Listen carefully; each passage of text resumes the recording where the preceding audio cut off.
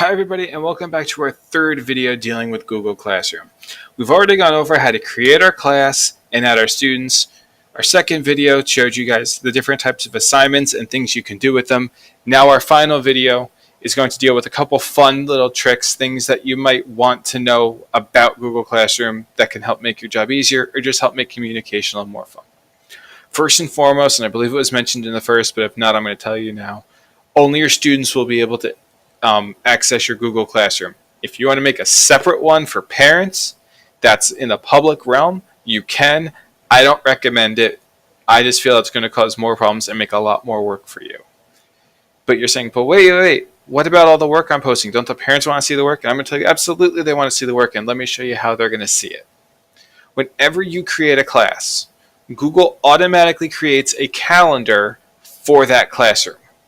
That calendar is located on this About page. So if we go to About, you'll see there's a Google Drive folder. They automatically create a Google Drive folder and a subfolder for every assignment you make, automatically organizing your work. So much less stress for you. There's a Google Calendar. Here's the calendar page, and it shows when the assignments are due. This calendar you can post to your own personal classroom website so parents can see the work that's coming up. They can see when it's due as well. As long as you give it in a due date, this will be available to you. And again, the Google Calendar, if you were looking at it in calendars, and this will show you all of your classes. And again, you can share these calendars on your classroom website so parents do know what's going on. If you co-teach and you want to have your co-teacher with access to this classroom, you can invite them. You simply select Invite Teachers, type in their email, send the invite, and they can now join your class. They will be able to now post assignments, announcements, questions to all the students. They will be able to do everything you can do with one exception, and that is archive the class. That remains solely your power as the owner of the class. You're able to add a classroom description. Example of Google Classroom. Where is this class meet? Online, obviously. Hit save, and this is all now available to you. Class materials. Are there things the students need? Pens, papers. You can have all of that listed here in this class materials section so the parents have easy access to it and know exactly what you need. You can put a link to your personal class website on this as well. And in general, make your life a lot easier. Now, if you're like me, you've probably been bugged out about this drab brown classroom layout right here. Google does let you change that. You can go right here to where it says Select Theme and choose different designs for your classroom heading. So let's go with this, let's see. This nice little futuristic looking glass building. And you'll see it also changes my nice bar here to blue.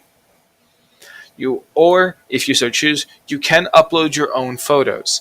What I liked doing last year was having the kids vote on a class name, and then I changed the title of my class to the class name.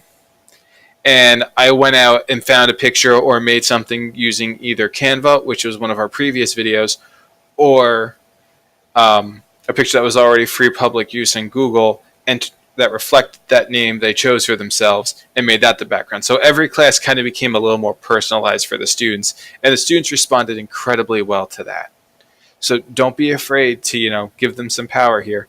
Demo class 1, I agree, sounds boring. English period 1 is dull. The Lit Wizards sounds a lot better, though I might be careful with my administration about that.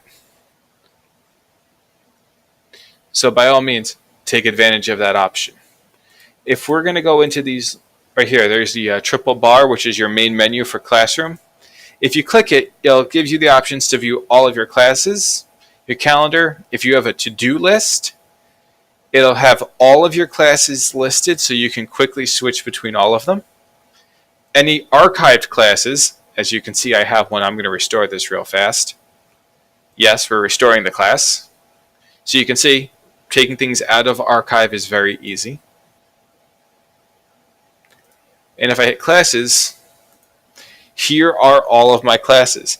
I have the ability to drag and reorganize them as I see fit, which is a new feature that was added recently. I can access their drive from here, and I can see what work is due soon. Students will also see work that's due soon, today and tomorrow specifically. I forget how far in advance it goes.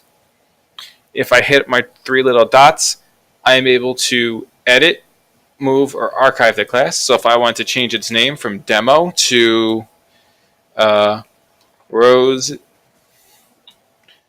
Garden Room, or Rose Garden,